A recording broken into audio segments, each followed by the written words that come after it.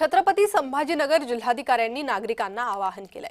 अफवांमुळे नागरिक पेट्रोल पंपवर अनावश्यक गर्दी करतात असं जिल्हाधिकारी म्हणतात। जिल्ह्यात पेट्रोल आणि डिझेलचा पुरेसा साठा उपलब्ध आहे अशी माहितीही त्यांनी दिली। जिल्हाधिकारी दिलीप स्वामी यांची ही माहिती आहे। अफवांवर विश्वास ठेवू नका, दिलीप स्वामी यांनी हे आवाहन केलंय।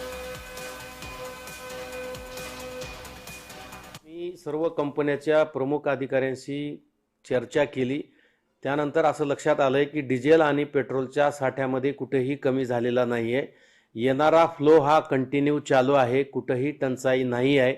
फक्त अफवा पसरवल्यामुळे लोकांनी पेट्रोल पंपावर गर्दी केली आणि अव्वाच्या सव्वा पेट्रोल भरून डिझेल भरून घेतल्यामुळे पेट्रोल पंपावरचा साठा संपलेला आहे। माझी समस्त नागरिकांना नम्र विनंती आहे की आपण पॅनिक होऊ नका, अफवावर विश्वास ठेवू नका।